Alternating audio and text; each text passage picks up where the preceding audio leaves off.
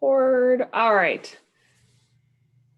So how do we describe these interactions using our big kid words? This is part of what I was trying to do when we were looking at the graphs earlier. But here are actually nicely written examples here. So for this particular memory score one, when you're comparing whether they learned it on the water's edge or underwater, and what was the condition of the recall, this is what you'd write. When people recall at water's edge, they do better if they learned words at the water's edge. When people recall underwater, they do better if they learned underwater. Okay. So that's kind of the it depends kind of category that we talked about. Similarly, if we're looking at alcohol intake and the intensity of the shock, but then splitting it by light men versus heavier set men, you would say drinking makes everybody more aggressive, but this is especially true for heavier men. Because as we see even lighter men, there is an increase, right, from the placebo group to the drunk group, but it's not nearly as big as what we see for the heavier men, right, from the placebo group to the drunk group. So that's how you would describe it in a word, using in a paper, for instance. Okay. All right. Now, interactions are the most important. Having a main effect is important, but if you think about the layer of complexity, if you do an experiment that just has one independent variable and one dependent variable, that's not quite as sophisticated as one that has multiple independent variables. So when you do have multiple independent variables, you're able to speak as to interaction effects. That's even more important than talking about main effects. So if you think about the way I was describing it earlier, if you do your marginal means, you can see whether there's a difference in the two conditions for your dependent variable. The main effect, it might be interesting to talk about it, but it's far more interesting to talk about interaction effects. Okay. This is a summary of everything we've talked about. So this is how you would see these results plotted against in a graph here to show the interaction. And then in all of these, it describes whether there's a main effect or an interaction effect. Okay. These are super useful. I will let you guys look them over on your own. There's several of them. And they really describe all the possible situations that you can get, as you can see by all the graphs. Okay. So just good, piece to review before the exam. All right. Factorial variation. We can, let me move our faces here. Bloop, there we go. We're going to dive into all these different types of groups. So whether there's an independent group factorial design, within group factorial design, mixed factorial designs, and then what happens if we increase the number of levels within a given independent variable? Because right now we've only looked at 2 levels, but obviously you could have more than that. And what if we just increase the number of independent variables present? We've just been looking at 2, but sometimes we can have 3, as we were talking about earlier. All right, so in an independent group factorial designs, both independent variables are studied as independent group, okay? It's usually a 2x2 independent group factorial design that'll have 4 groups or 4 cells. So everything we've been looking at so far, that's how it's been. Just the 4 cells, they're independent, the 2 groups. So it's often also labeled as the between subject factorial design, okay? Now, if there's 4 different groups of participants in this type of design, you usually want to have it be equal groups, right? Like equal numbers in each cell. So if you wanted 50 participants in each cell, right, to have equal groups, you'd need 200 total. So when you're planning ahead in terms of your recruitment and what that looks like, that's what you would need to keep in mind. Now, so this is exactly what I was describing. So if you need 12 per group, you'd have a total here of 48 participants, right? But if you did within group, you would have the same 12 people, you would just expose them to different parts of the experiment, okay? So the same 12, you would just reuse them essentially. It's most efficient. So you would first show them the alcohol priming group, you'd have them identify neutral words, keep with the alcohol priming group, show them the aggression words, right? Show them the plant photo, neutral words, plant photo, aggression words. So just 12 people. If you're doing a mixed design, maybe you have 24 participants and you group them in those categories. So those 24 are going to see the aggression related words. That's what they're going to have to guess. But then you're just going to have cue 12 of them with the alcohol photo and 12 of them with the plant photo to see if there's a significant difference between those groups. Okay. So these are different ways you can compare factorial design depending on, again, what is your study question and how that would matter. So this mixed factorial design, it's really a combination of independent group design where one independent variable is manipulated as independent groups and the other independent variable is also manipulated within that group. So it's just another way that you could do that. Okay, I'm not spending a lot of time on these because you're not going to be tested on. This is what we need to look at next. So you can increase the number of levels of an independent variable. Let me put my little laser pointer here. All right, so over here, this is something we're familiar with. We've talked about this before. This is how long it takes people to break. That is the dependent variable. And one of the independent variable is whether they're younger drivers or older drivers. But now our cell phone condition has changed. We now have 3 options for it. There's a hands-free cell phone option, handheld cell phone, and no phone. Okay, so we added one other level to our independent variable. Okay, and here we see the results. So hands-free cell phone ends up being a bit better than if you are holding the phone in your hand, right? But it's still worse than if you have no phone at all. Okay, so this is showing the design. Now, pop quiz. Is there an interaction effect here?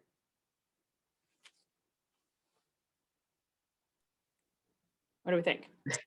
No. No. No. Woohoo! Great job. And on that, I'm going to reward myself for teaching you guys that with a piece of, I almost said cantaloupe. What's wrong with me? Grapefruit. And made a whole mess. You are correct. There is no interaction, okay? The lines are mostly parallel to one another. They follow the same trend. Is there a main effect? Do you guys remember that one?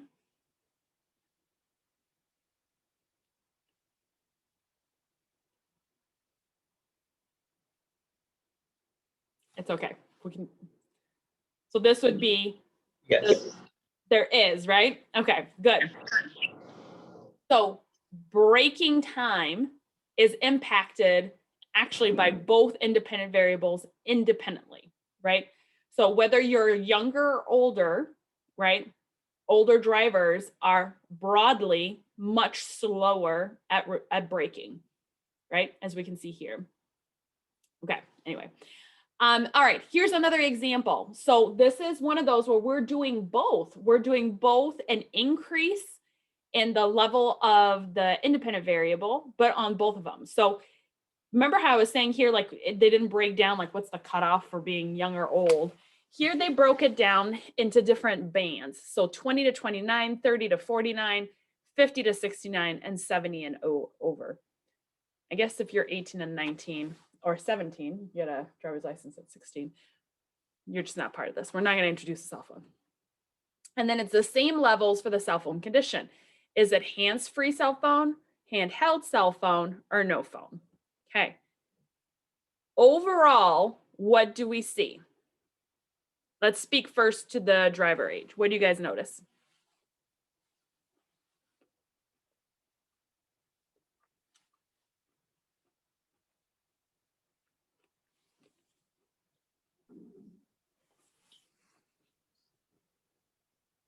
Go ahead, Christopher.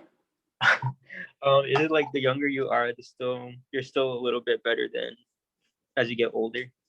Right. Or flipping that on its head would be the older you are, the slower you are to respond regardless of the cell phone condition, right? Because we can see the 70 and over band right up here is at the highest level. They're the slowest at responding, whether there's a hands-free phone, handheld phone, or no phone.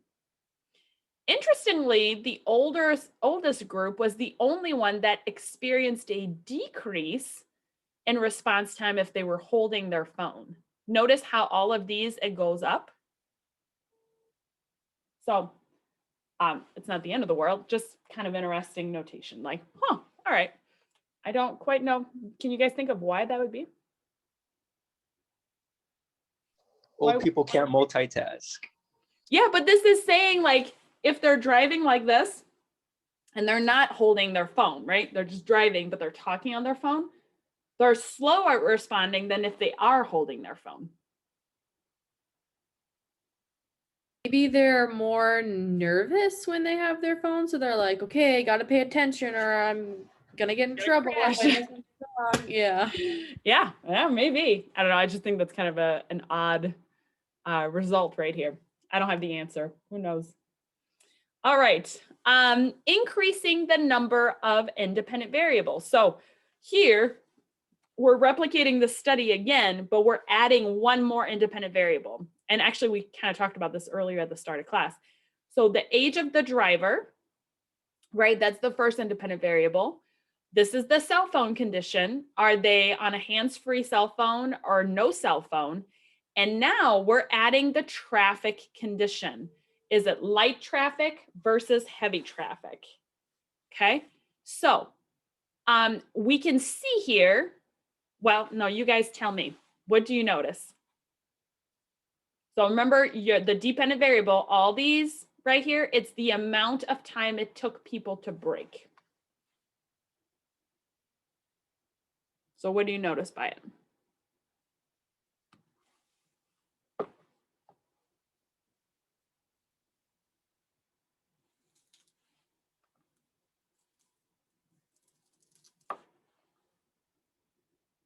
Take a shot. You can do it. That there's slower reaction time in heavy traffic, Mm-hmm. no matter if it's no cell phone or hands-free. Okay, so how did McKenna figure that out? So if we look over here, it would be comparing these values, right?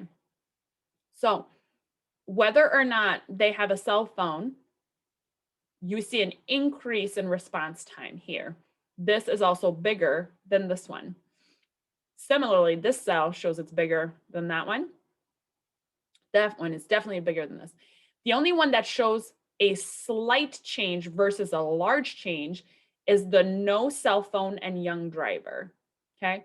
Whether they're in light traffic or heavy traffic, it's pretty darn similar, 933 to 928, which is what you see, I think it's right here. It would be younger driver and over here, no cell phone. So plotting them against one another, right? We see in light traffic, not being on their cell phone didn't have a huge impact whether you were young or old. Those scores are almost the same, right? But if you're on your cell phone, it's hands-free, you see that the older group was slower than the younger group, okay? This is what's called, I think we talked about this earlier, a spreading effect. Whereas this here shows a main effect. There's no interaction, right? In heavy traffic, what we notice is younger drivers are slower to respond when they're in cell phones, but it's the same thing for older drivers. They're also slower to respond when they're on their cell phone. Okay? Does that make sense? Yeah. Okay. All right. So there are main effects. This is the way you would actually, calculate all of it. I don't want you guys to get lost with the numbers, so just ignore that you see this and instead look at this. I feel like that's a little bit more helpful. So if you break it down into two conditions only for each, see how these are all 2x2s, okay? We're just moving them around to check for those two-way interaction, because you can have main effects, that's one-on-one. You can have two-way interaction, right? 2 levels of one, 2 levels of the other. Or a 3-way interaction is what we were looking at just a minute ago when you have all 3 present all at once, okay? So overall, what we see is a lot of main effects, not a whole lot of interaction effects. Okay. Okay. This is, remember I was talking to you guys about like the summary tables that we saw earlier? These are all the summary tables. So you can refer to this again if you're curious, like what does it mean when it's like this, what like that? It's all described in these 2 slides. So review that to make sure you're understanding it correctly. This is the only one that's a bit tricky right here. And I've had students mess up on this, so I just want to point it out. At first glance, it looks identical to this one, except what's happening here?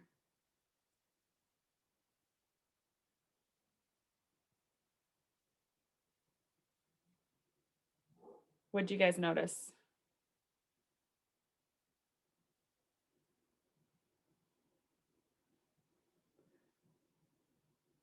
The group- braking time. So older drivers. Oh Lord, I thought I had something there. I guess I don't. Okay. They swap the 2 lines. So see here, younger drivers go from high to low in both, and older drivers are a little bit more flat. This looks like it's the same thing here, light and heavy traffic, but look what happens here. They swap the 2 groups, where then we see older drivers here go from slow response to faster response than the younger group.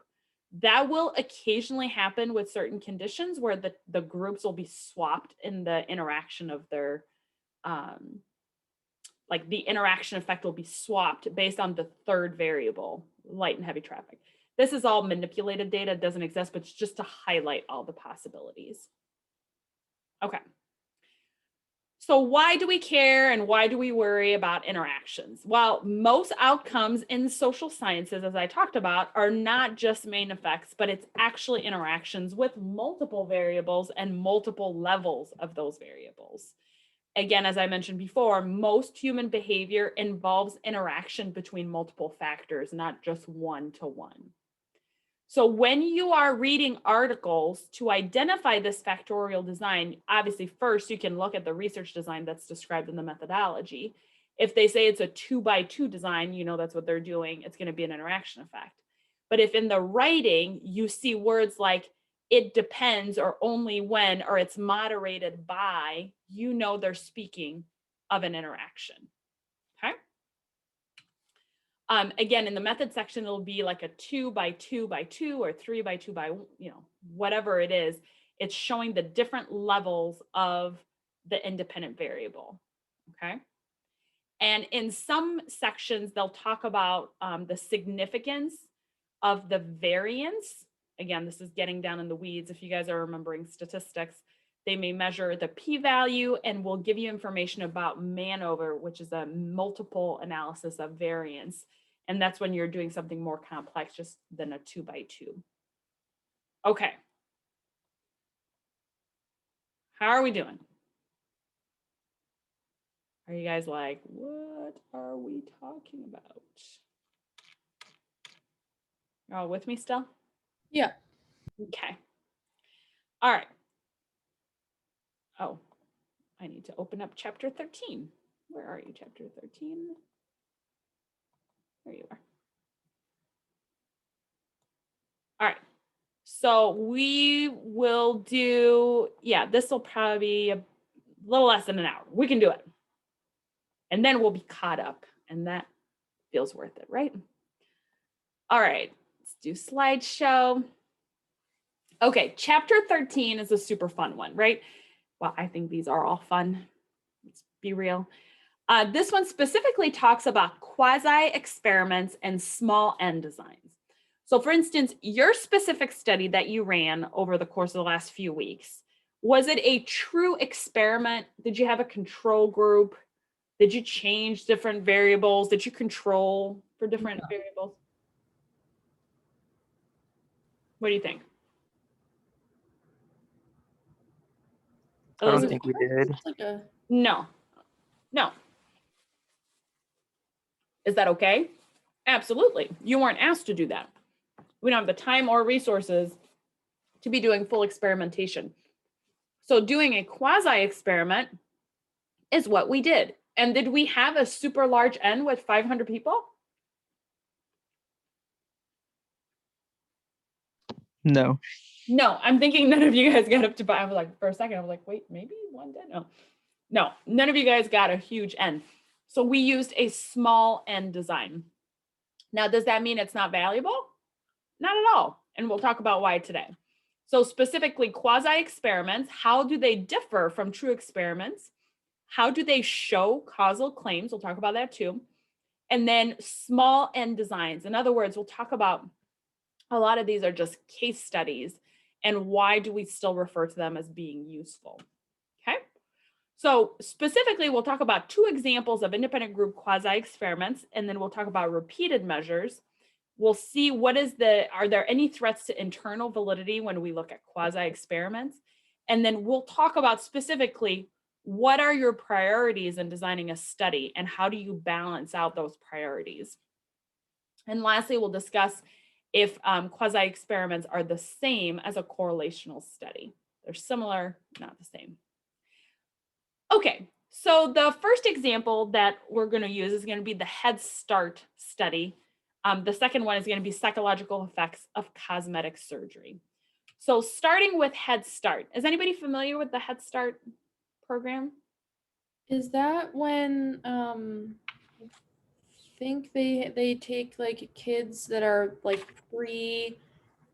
almost preschool level, and they give them more resources to make sure they can get to school and stuff like that?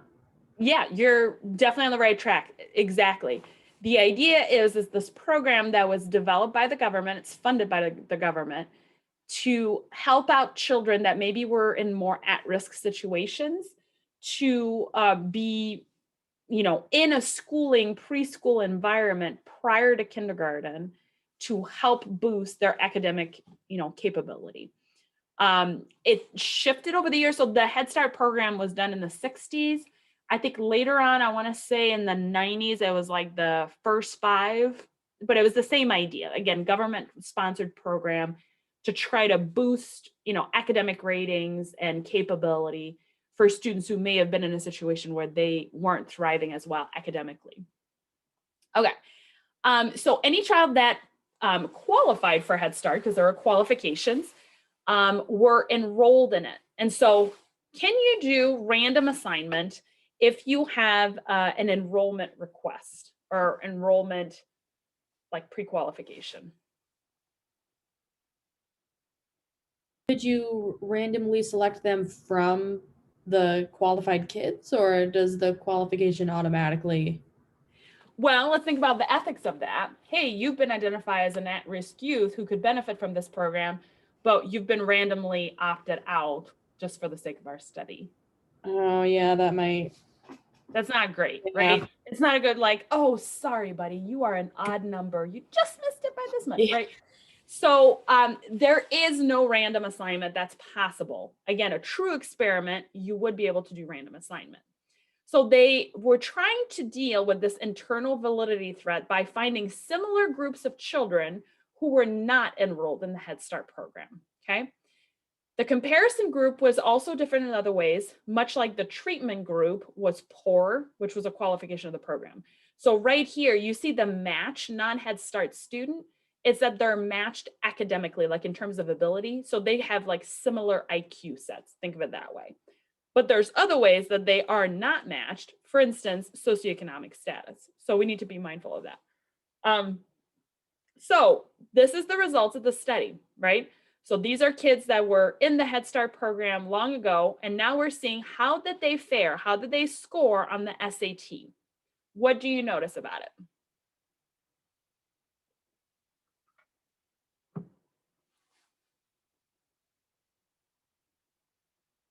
It looks like Head Start, it doesn't look like it. Oh, achievement doesn't look like it does much for SAT scores. 100%. So again, remember when we talked about that GRE, Prep. scores, right? Like whether you had the prep class or whether you'd had a good pep talk before the exam. That's one of those that's like, yeah, they're not marketing that. Same here. This is not great marketing. This is showing the kids who were not in the Head Start program, performed better on the SATs than those who had been in the Head Start program. Okay, now I could go ahead and be a bad researcher and go, aha, kids who were in the Head Start program were hindered cognitively or academically or intellectually, hence they performed worse. So Head Start is a bad program. Would that be a correct conclusion? I don't think so, because you could say that the Head Start, maybe didn't help them academically, but maybe it increased their aptitude for other things. Like maybe it helped them be a better part of like the classroom, maybe like interact with kids better, but maybe So- not academically. So I love what you just said, because you've already come up with some other hypotheses as to why we could see these results, right? But there's so much that's going on, especially if you think about Head Start being like a pre-K kind of program. There's a lot of time that expands between that and taking the SATs. And right at the get-go, one of the qualification for being a Head Start is socioeconomic status, right? So just based on that, the folks in the non-Head Start program may have been afforded some additional services, classes, access to study material that perhaps this group was not allowed to get. Nothing to do with them being in Head Start. It has to do with some other factors beyond that, right? Does that make sense? Okay. So this would be an example of a quasi-experiment, because kids were not randomly assigned to this treatment group, which would be Head Start versus not, okay? They were already in it, and then we just looked and said, hey, oh, you were in Head Start? Okay, what's your SAT score? You weren't in Head Start, what's your SAT score? And then compared. And we tried to keep groups that were as matched as possible, as stated here. But again, there's some inherent differences between the groups based on the fact that one could qualify for Head Start. Okay, quasi-experiment. This is another great one. So this is a study that looks at the impact of self-esteem, right? How has self-esteem changed at baseline and then post cosmetic surgery, okay? Kind of an interesting idea. So this was a study that was published in 2013, and part of their thinking for these researchers were a main reason why individuals decide to undergo cosmetic surgery, and by cosmetic, I mean elective, non-medically needed cosmetic surgery to improve looks usually. So one of the main reasons why people do that is to improve or increase their levels of self-esteem, right?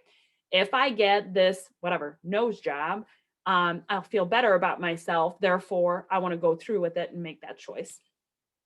So it is important here that the comparison group here is not just, randos picked on the street. It's people who had followed through, made an appointment to have the surgery, and in the end decided not to have it. Why is that an important distinction than just random people on the street? We have to consider the people that want to look different for both Right. of them. Exactly, right? So we're trying to get as much of a match group as we can. Now, do we have random assignment for this?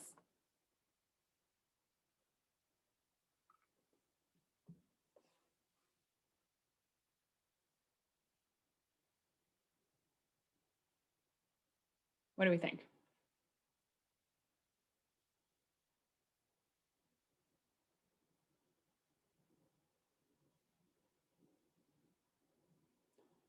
How would it be if everyone in this class was going to be part of this study, right? And then I said, Christopher, you're going to get, I'm just going to make stuff up here, people. It's not personal. I don't even have any of your faces on my screen. But Christopher, you're going to get calf implants. Elizabeth, no surgery for you. McKenna, you're going to get a nose job. Okay. And Kyle, you're going to get, I don't know, something else, right? Your chin is going to get fixed, whatever, random things. Could that happen? No. No, very much no. Okay, so this is another study. Obviously, it couldn't happen in our class, but it also couldn't happen in this study, right? You can't be like, in a way, playing God, you get this, you don't get that, right? It doesn't work that way. So because there is no random assignment, it also falls under the quasi-experiment group, okay? So you have folks who actually did go through and have the surgery, and you have the people who decided to back out. Now you see here, what do you notice about their baseline score of self-esteem?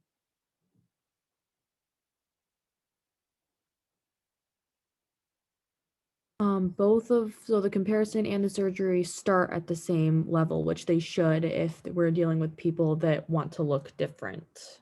Exactly. Okay. So they have the same level of self-esteem, just about. So their goals in looking different, right? Like it's impacting them. This is their self-esteem. Now we see the surgery group here steadily increases up to a year after the procedure. What do we notice happens to the comparison group?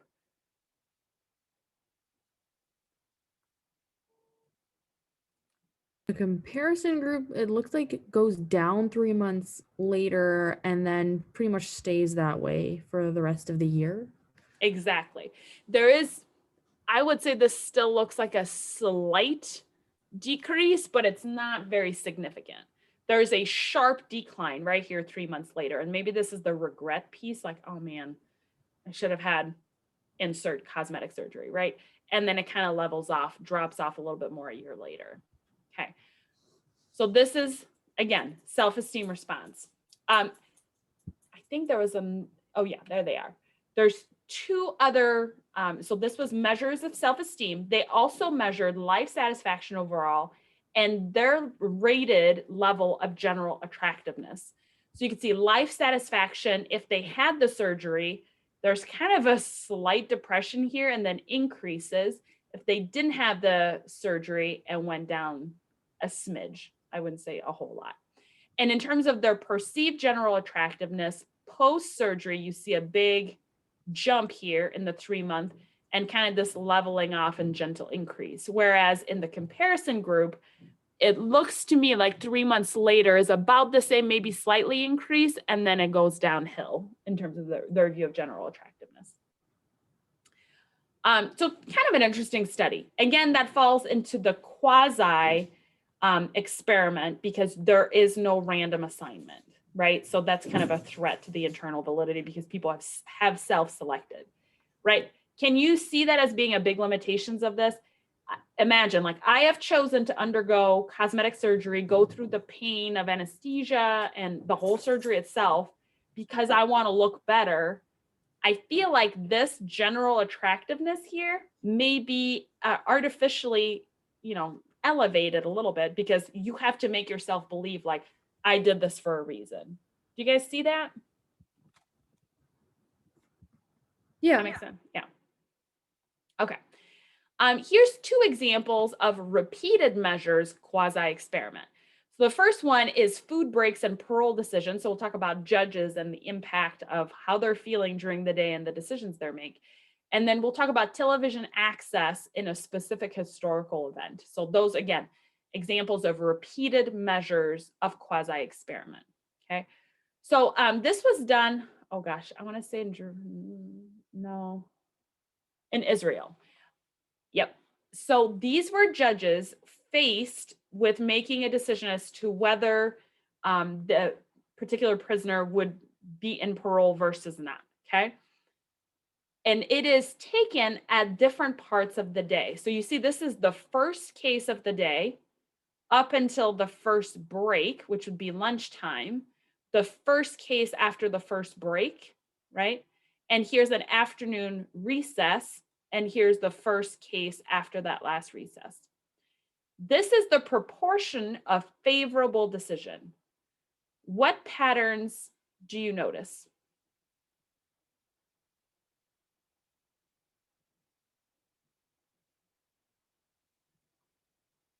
They all tend to decrease, first of all. Yes. So when they're fresh, right? Fresh first thing in the morning or right after a break, it's all about the same. It's like 65%. But as the day goes on and they face more and more cases and they get maybe a little hangry because they haven't had food, you see a complete reduction. Like, nope, all negative. After the break, oh, here we go, doing better, and then another decrease. After the last break, we're doing better, sharp decrease. Okay. So whether or not you were presented, your case was presented after a break makes a big difference on the probability of whether you would have a favorable decision from the judge. Okay. Now, this is not something that can be randomly assigned. And the reason why it's a repeated measure is that you are constantly looking at the decision of the same judge. Why would that be important and not just take decisions of all judges?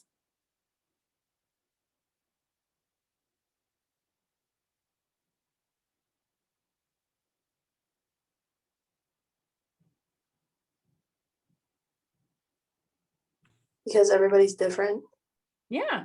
So then you might be comparing Judge, Smith to Judge Lee, and maybe on the whole, Judge Lee gives more favorable parole decision than Judge Smith. So that's an idiosyncratic difference between the two judges that could muddy up the water of our dependent variable.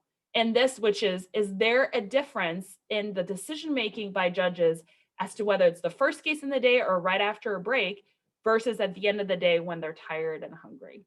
Okay, so we are repeating, and again, you're not randomly assigning anybody, you're looking at data that has been provided day after day to see if there's a difference. Okay, so this is the first one, again, repeated measures. This next one is fascinating. So I want to give you guys a little bit of information on this because this was not even something I knew till I got this new version of the textbook.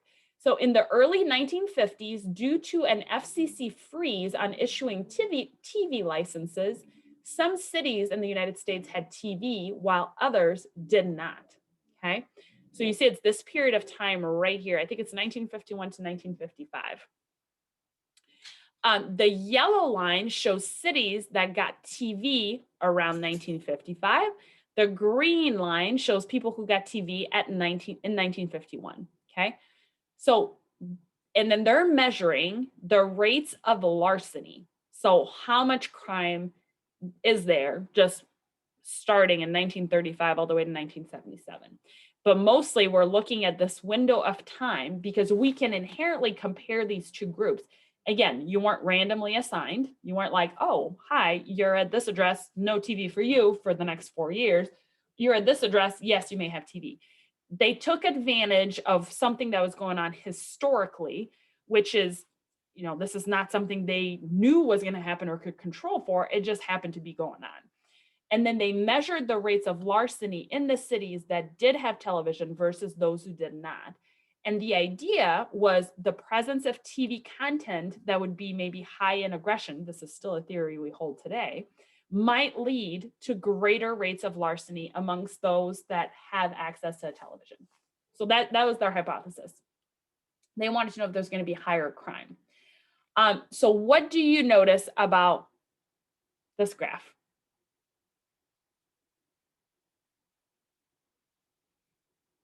What do you think? Do you think their hypothesis was made true?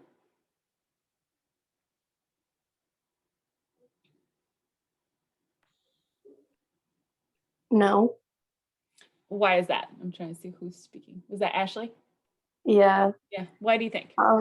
They look pretty similar. Yeah. So they look pretty similar here. Obviously, this group right here is a little higher, right, than this one. And then their rates in 1951, I would say, is almost identical. Now, what happens in this period of time between 1951 and 1955? Is there a difference?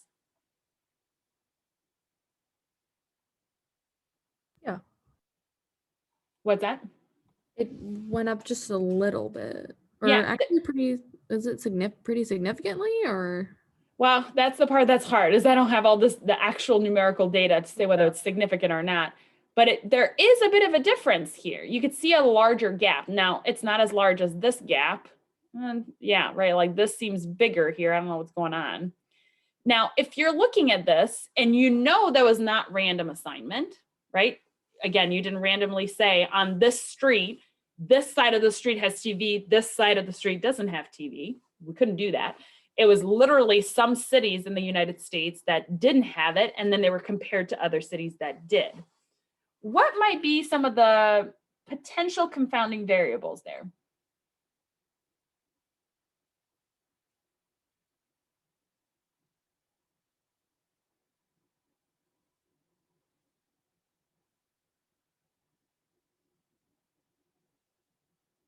What do we think?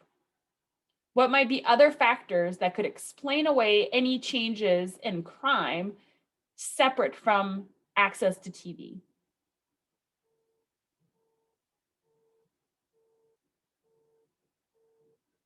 It could be, if they can afford it or not. So in this case, it actually had nothing to do with affordability. It was literally there are no licenses being issued by the FCC, which knocked down a grid for like a bunch of cities. So this one, socioeconomic status probably wasn't part of it.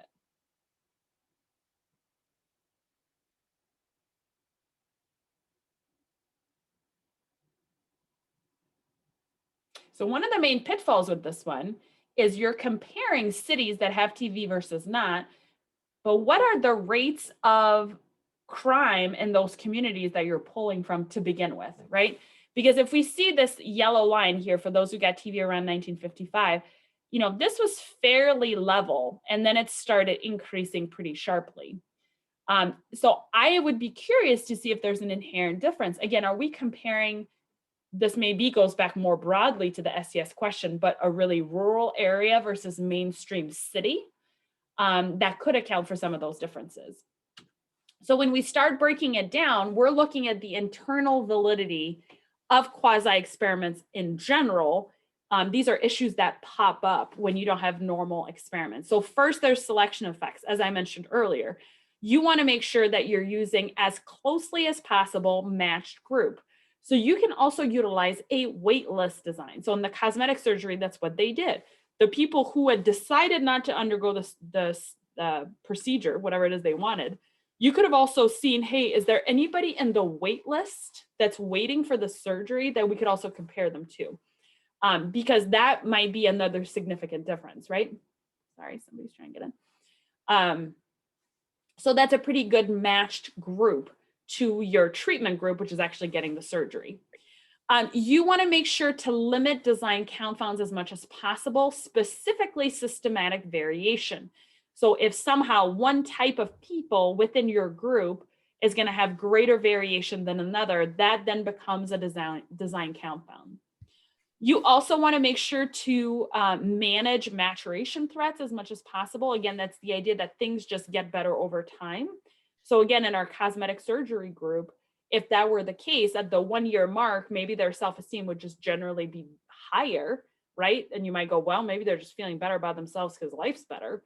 But that's why you have a comparison group to show, oh, they're doing better, but they're doing way better than our comparison group. So that's one way to manage that.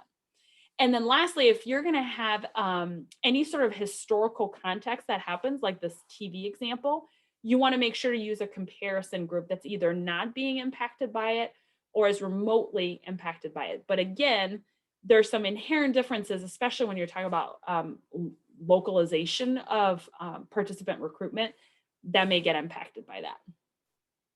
Okay. Whoops, that didn't work. Here we go.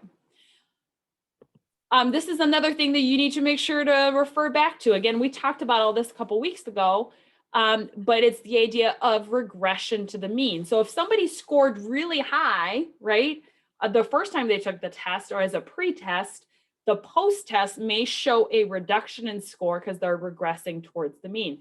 Similarly, if they performed really, really poorly, like absurdly poorly, you might expect them to improve their scores because they are regressing back to the mean. All right, so this looks like a hot mess of a slide. Let's try and make sense of it. So these are the different groups that participated. So you'll notice here, there's the Head Start students that are not in the study versus the Head Start students that are matched up in the study. So we've got Head Starts that are not in the study versus those who are. So notice that in both cases, there's a regression to the mean.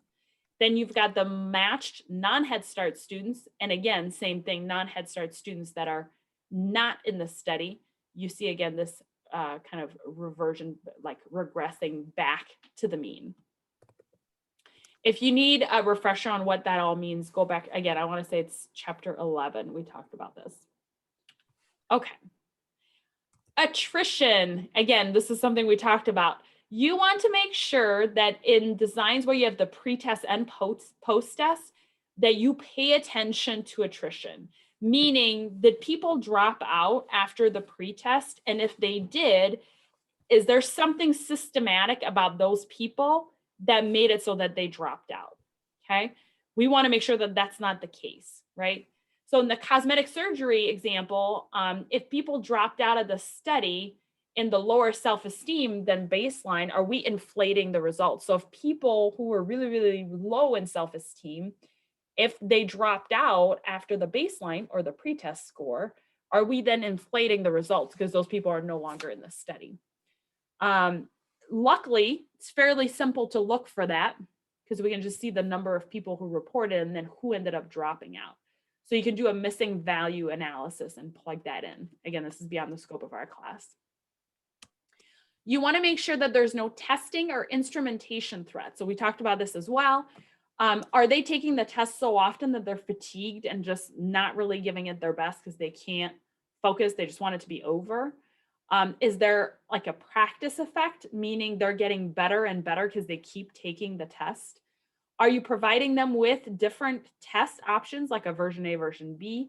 And if you're doing an observational study, is your coding really accurate between different raters? You want to make sure that that stays very clear. Can I ask a question? Mhm. Sorry. So I know that right now we're just, the point is to just learn about this. But if I'm thinking about the study that we have done and we see that some responses have like a lesser number of responses than other questions, would we just account for that in the discussion section? Or because the people that participated are anonymous, so I'm thinking like I can't go back and ask, why Tommy didn't answer, For sure. Yeah. So few things. So this is specifically to your study, right? Mhm. So I would just want to make sure that the questions that were skipped, if you look through like on the Excel spreadsheet, were they skipped by all one type of group? For instance, did the guys skip all those questions? Because then you'd need to talk about that as a limitation of your study. Does that make Okay. sense? So Yeah. that would be a systematic attrition. Or all the athletes skip that question, right? So we just want to make, if it seems really sporadic, that is unsystematic attrition, that's okay. We can't really do a whole lot about that.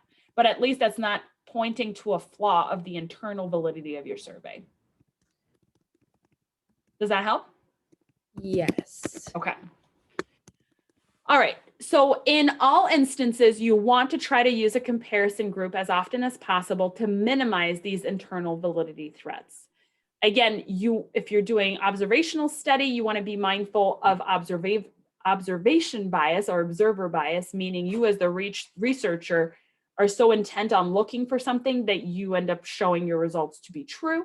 You want to make sure that there's no demand characteristic, meaning your participants start knowing what it is that you're measuring and they start like manifesting that, so then it's no longer accurate.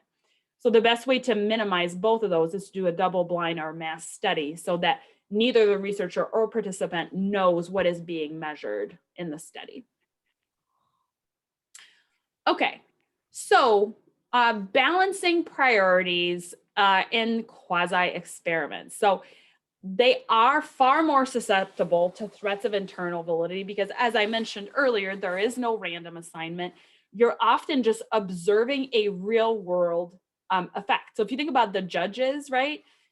They weren't like, how could we manipulate this? Now let's do, you're going to do sentencing in a different room, or we're going to jack up the heat. Like, it's nothing like that. It's a real world scenario that you are observing to see if there's any phenomenon that's coming out of it. So, you're trying to balance out having a solid study, right? And having strong internal validity, but you're also just observing a real world experience just right in front of you. So Yeah, it's taking advantage of what's naturally occurring in front of you. You want to make sure that it's going to show external validity. Again, if you're looking at such a specific group of individuals, it may be harder to expand it to all people, right? For instance, the judge example, we are not all prisoners awaiting parole, but the trend of somebody making harsher decisions if they're hungry or tired, I think that can externalize, right? We can generalize that more broadly. Again, another major concern is we want to try to minimize harm, okay? If you're doing a research study on smoking, for instance, you cannot randomly assign people to a smoking group. We know all the studies are showing us like smoking, bad idea, don't do it, right? So for the sake of a study, you cannot just say, now become a smoker and I'll see what happens. It's much better to say what's naturally occurring. Well, these are smokers, so I'm going to recruit them to be part of my study. The same way, if you're interested in college students, you're not going to randomly get on streets and say, hey, now you enroll for college, enjoy your student loans, because I want to see how you feel about this, right? That's not happening. So there's naturally occurring groups, and that is why we go to that rather than random assignment, because it would be unethical at times to randomly assign. Does that make sense? Yeah. Okay. Construct validity is usually quite high because it's very well defined what it is you're measuring. And statistical validity can also be really high. It just depends the size of your sample. So that's something that's kind of more dependent. All right, so are quasi experiments the same as correlational study?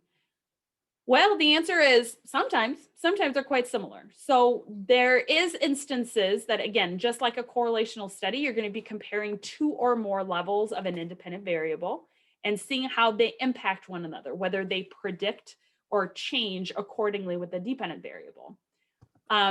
Again, quasi experiments do not use random assignment, and correlational study do not either.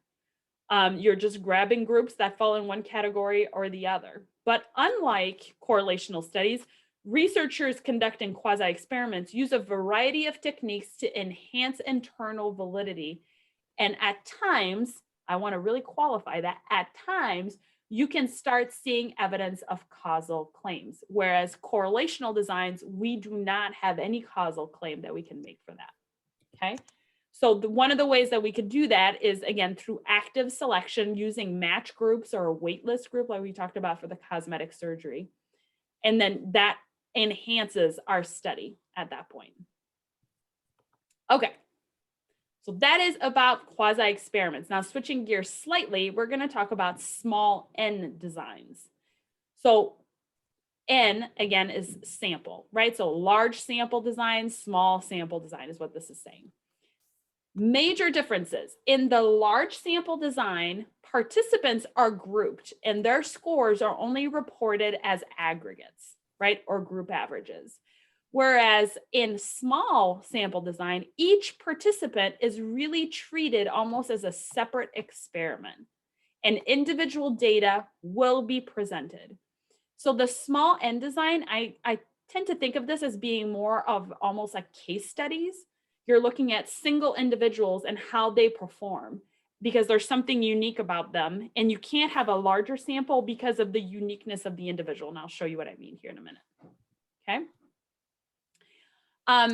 One of the ways we've done that, these are all examples, are research on human memory, research on split brain, behavior change that we see in clinical settings after a specific neurological impairment or incident. So those are all some ideas that we'll cover.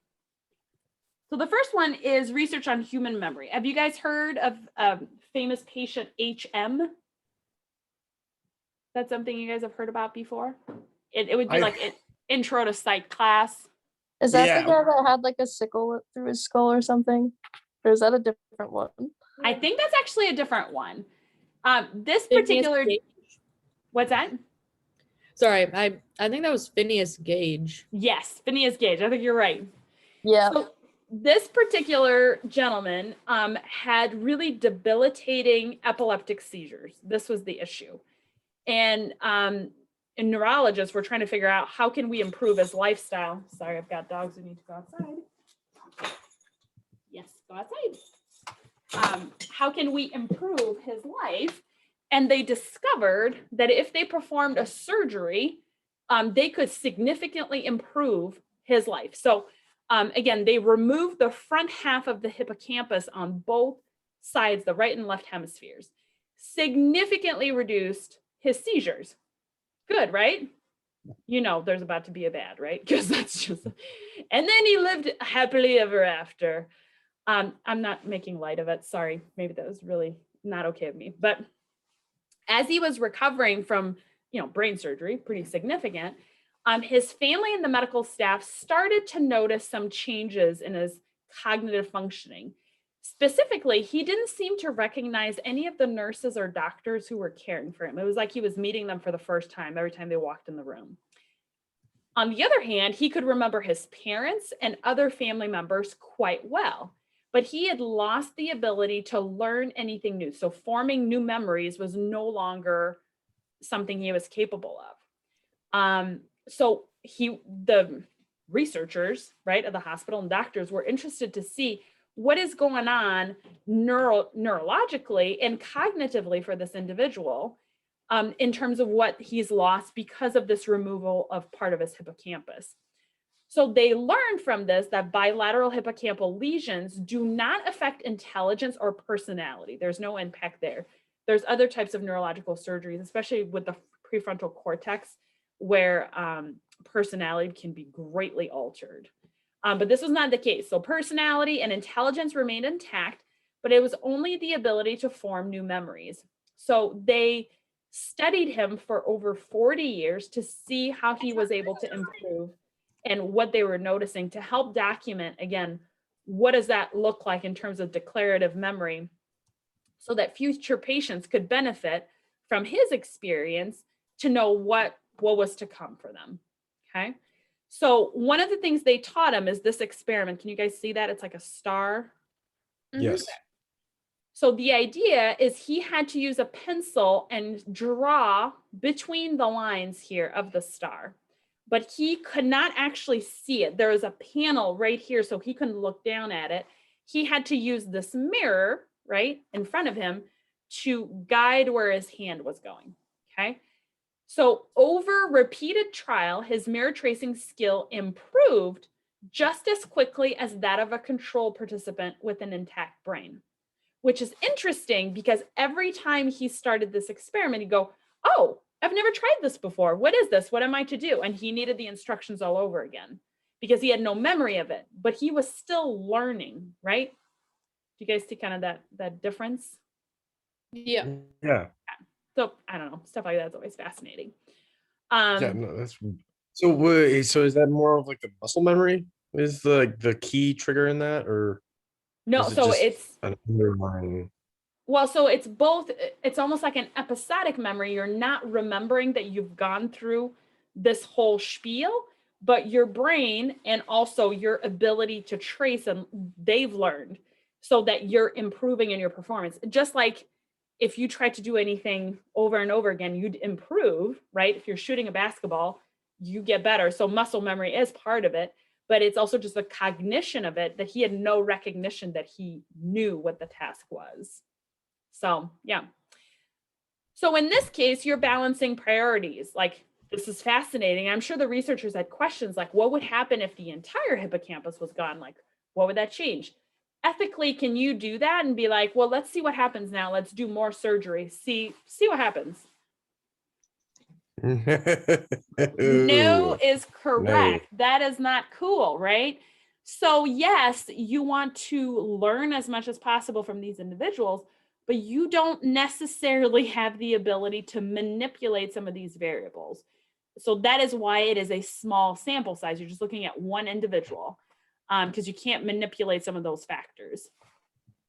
Some of the disadvantage of the study of small N studies is the people that you're looking at may have individual or again, idiosyncratic factors that are going to skew their results that may not be applicable to somebody else who falls in the same category.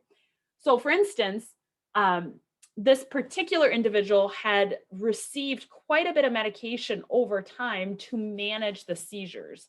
And so he showed brain impact because of the medication over time. So if someone else ended up having a lesion on their hippocampus, they may not perform or act exactly the same way if they didn't previously have a seizure disorder. Does that make sense? So there's like small nuances that when you're looking at small sample size, again, there's going to be some individual factors that have to be taken into account. Okay. This is research on split brain. So the idea of split brain occurs when a patient's corpus callosum is severed. Corpus callosum, again, allows the two hemispheres to communicate with one another. So again, this is something that can be done for patients that have severe seizures. So they control, the doctors by doing that, control this idea of the electrical storm that is causing the seizures in the first place. But one of the side effects of the procedure is that the two hemispheres no longer communicate with one another, which causes some challenges. So back in 2005, there's a study by Gazinga and colleagues where they examine when visual information was sent to only one half of the brain at a time, essentially just allowing them to study the two hemispheres of the brain completely separately without any communication. Again, if I'm doing this with a control group, can you do that? Can you say, okay, now don't think with your right hemisphere? No, no one can control for that because it's inherently happening all the time.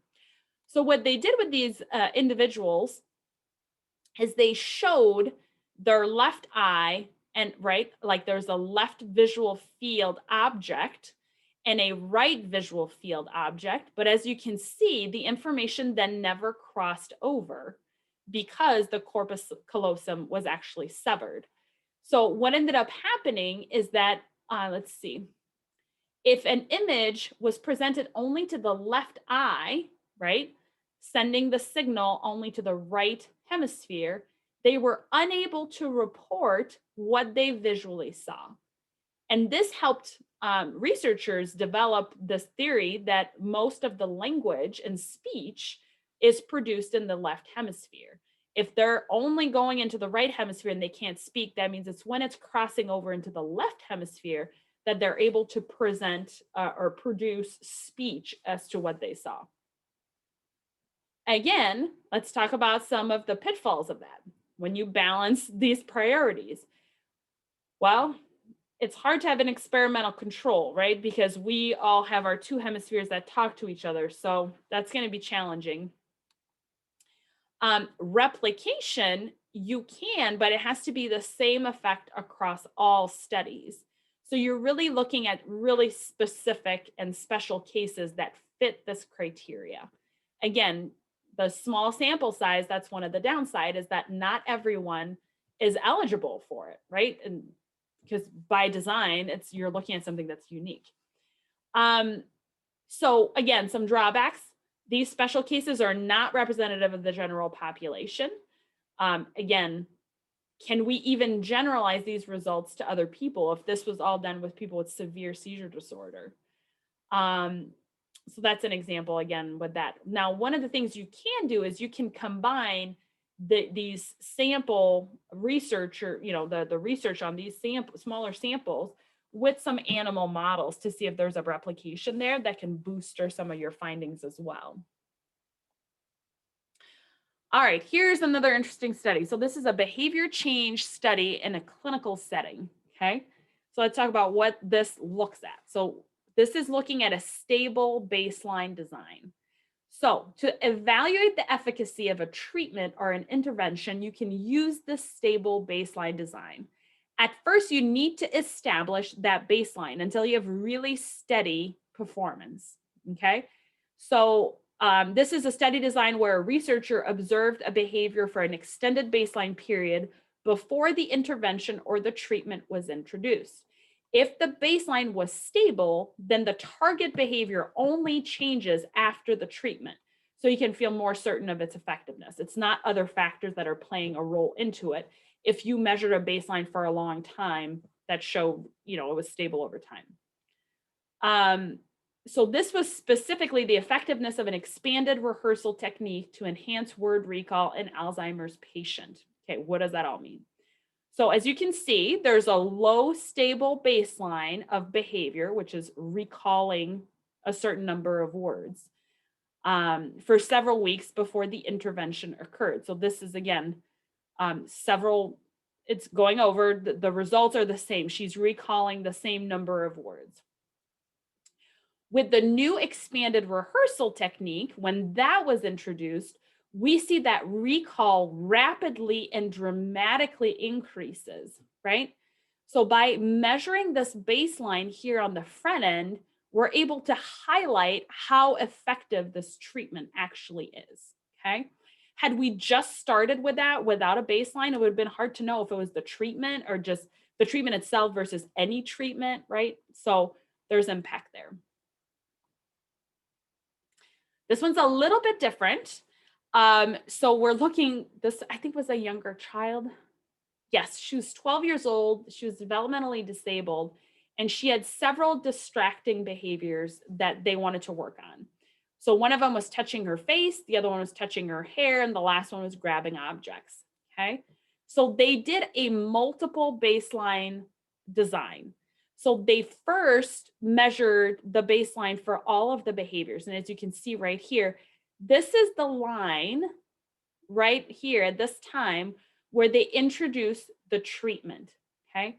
So again, first off, the baselines of all three behaviors are measured over the course of several days. Then in the first therapy session, once you introduce the treatment, only one of the behaviors is addressed or targeted for modification. And it's using an overcorrection technique. So for instance, sitting quietly with hands on the table for 3 minutes every time that behavior is engaged, okay? So you can see here the treatment is introduced, right? And then we establish a baseline. Okay, this is now a stable behavior. So now we move forward and we start treating the next problematic behavior until we establish a baseline.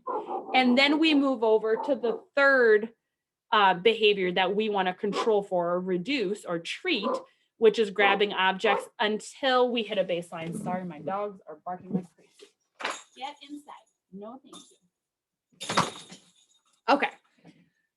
So as you can see, each time the new behavior that's targeted for overcorrection promptly and dramatically gets reduced, okay? So each of those behavior serve as a control for the other behaviors. And having the baselines for all of these behaviors allows us to see that it's in fact the treatment that's effective. Okay. Does that make sense? Yes. The only thing that's interesting is that the touching the hair, when they did that, also had the grabbing objects take a plummet too, and then it spiked back up. It So did. I wonder, I don't know. I wonder why it spiked. Yeah. I mean, it's hard to know whether like touching hair and touching things somehow is linked in some way. Yeah. But again, if this was just getting attention, like if that was what, was causing these changes, we would have seen a change in all three behaviors, right? But it's only when you target only one specific behavior till you get it to extinguish, then you move on to the next behavior. So this is a multiple baseline design. Again, small n, right? Just looking at one individual, but you're still able to get some good data from it. All right, this is a reversal design. And this is one that I have some personal issues with, but this is the response at baseline, right? Okay, so let me give you a little background. This is a, reversal design. Researchers observe a baseline of behavior before treatment, and then they observe the behavior during treatment. They then remove the treatment completely, measure the behavior, and that's considered the reversal period, and then they reintroduce the treatment again, okay? This was done in 1971, not sure it would pass IRB again. This was a behavioral therapist that helped a woman's family in helping her deal with the severe depression following the death of her mother, okay? So we see here, the yellow line is depressive behavior. The green line is coping behavior. In any type of therapy, you want to see kind of an interaction effect, right? You want to see a drop in the depressive behavior, and you want to see a rapid increase in coping behavior. Kind of makes sense. Your symptoms start reducing because you are learning how to manage them better. So coping increases as symptoms decrease. Okay. So before the therapist intervention, the baseline, so to speak, depressive behaviors were very high. Coping behavior were very low. Okay. After the therapist showed the family, because again, she was treating the family at this point, after the therapist showed the family how to better respond to the depressed woman, her symptoms drastically improved. Okay, so you see here, this is the period of treatment. Coping strategies went straight up, depressive symptoms went straight down. Okay, then we get into this little phase right here of reversal. Okay, when under the direction of the therapist, the family reverted back to their original way of responding, which was not effective because, hello, let's look right here, right? When they reverted back, what do we notice? We see a sharp increase in depressive symptoms, right? And a sharp decrease again in coping skills. Then when the therapeutic intervention was reintroduced, you see again, depressive symptoms start going down, coping behavior goes up. Okay. So any sort of, ethical dilemmas here? Well, just from the indication of the first treatment, if they would have just continued treating, they wouldn't have had to become depressed again. Because it was going immediately up, and then they stopped, and then it went back down. And then if you look at the second time they treated, it doesn't reach back up to where it was before until a lot later. Yeah. And also it can lead to some trust issues, maybe. Hello, that's the first thing that came to my mind. I was like, how do you even trust your family at this point? So yeah. Everyone's out to get me. Right. You start developing, maybe there's a new type of symptom that's not shown on this graph. They're like, we're just going to bury that data. Yeah. Paranoia. Nah. Right. You're right. Exactly. Yeah. So I think, so this is really pointing, right? Like the reason why it is used is because it shows the effect is not due to maturation or regression to the mean, right? By introducing a reversal where you revert back to what you were doing previously that was not working, you are showing that it's not that you just get better over time or that you're getting closer to, homeostasis. You in fact have a depression and a decrease in your response because of it. Now it's dicey. You can't do that with everything. Maybe some depressive symptoms, it's not that bad. Maybe you could. I don't see why you would, but I'm just thinking of an addict, right? Like you were, majorly abusing drugs. You didn't have any coping skills. Nothing was going well. I treated you, all went well. And now I take the treatment away. You go have fun. Let's have you relapse. Like that gets real dicey real fast. So, but anyway, this is a reversal design, which could be used for not, dangerous situations. Other examples of small samples is Piaget. So Piaget is one of the most famous developmental psychologists. Hopefully you guys know who he is a little bit. And he developed his theory in large part through really careful observation of his own 3 children. By observing his kids, he was able to come up with some of his theories on object permanence, for instance. This is another one. If you're looking, have you guys read that in maybe your Psych 101 class? This is the theory of conservation. Yeah, I've heard about it. Yeah. Okay. Yeah. So if kids are given a short but squatty glass versus a tall, narrow glass, and you put half a cup of liquid in one and then half a cup of liquid in the other, they will tend to choose, I'm pointing at my screen, you can't see what I'm doing. They will tend to choose the large, the tall, skinny glass as having more liquid because visually it looks like it's more compared to the short, squatty one, right? But it's actually the exact same amount in both. So this is the concept of conservation that Piaget developed by just looking at his own kids. So again, small sample size, but it's been repeated and retested and replicated and shown to be a true theory. this is another fun one, Ebbinghaus. Hopefully you guys have covered that again in Psych 101. Jacob, it's your turn. Can you please deal with the doggies? Thank you. My 8-year-old's there. Oh, full questions. Sure. Thank you, buddy. Or just put her outside. Yeah, that's fine. Today's research methods class taught by Jacob. You want to teach the Yeah. class? I actually heard a little bit on. Do you want to say hello? Hi. Hi. Hi. Yep. You said one part. If one eye only sees information, then you can make sure that like one part, the Western kind of thinking part, can't talk to Okay. All right. Between him and my other son, who's always like, I want to take your class. For my stats class, I have him dance. They think it's real cool. Ebbinghaus. Hopefully that's ringing a bell a little bit. Psych 101. This is the curve, right? This is what's called the forgetting curve. This has been, again, replicated multiple times. And he designed the study by himself. Like, he was the subject. He was the sample of one. He designed it and was the sole participant. So he came up with a bunch of nonsense words like MIP, PON, all sorts of nonsense, and repeated them over and over again. And then he would memorize them. And then each day after he was done learning the words, he counted how many words he could remember each day after that. So to look at the memory decay over time. And so you see here, the drop is pretty dramatic over the first few days and then levels off. So that theory, again, developed in the early 1900s, holds true. That is still something that has been observed and replicated in other studies. And again, super small n of 1, right? And he was, again, researcher, designer, participant. So when you're doing a small sample size study, you have to take a look at the validity. You cannot get away from it.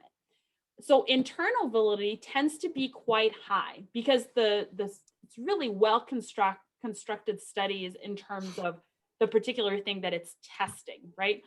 If we're looking at, split brain and what's being like, we're really honing in, this is all we're looking at. It's incredibly precise. External validity can be problematic. Again, how much this individual will externalize or generalize to the general population. Not always. That's the part that gets a little dicey. But that's not necessarily the goal, right? When you're doing a split brain study, you're not thinking, how will this impact the entire world? You're trying to better understand a very small group of people and to better understand their cognitive capabilities. In terms of construct validity, that can also be very high. Definitions tend to be very precise. Observations are precise. And then statistical validity, that's not always the point. Again, you're not comparing necessarily to see statistically significant. It's really more about getting a better grasp on those smaller samples than those unique populations. All right. This was a long lecture day. Questions? Does this make sense? Yeah. Okay. Hopefully this makes sense. I feel like you guys were struggling a little bit more on chapter 12. So make sure you take a moment to review that interaction effect. Again, those summary slides are super helpful to just look at the different graphs and how to know if there's a main effect or an interaction effect. Because that's really, I want big picture for you guys to be able to identify that. Also look at the slide where where it's written like, this is how you would describe this. So in words, how would you describe an interaction effect? You will be asked to do that on the exam. So you need to be able to understand the table and graph that you get from it. Make sense? Yeah, awesome. Okay. I hope you guys enjoy the rest of your day and we'll see you next week. Next week is the last week of lecture. The week after that is the final exam. So we're getting Really? close to the end. That's scary. All right. We'll see you guys next week. Have a great week. Yeah. Have a great Bye. one.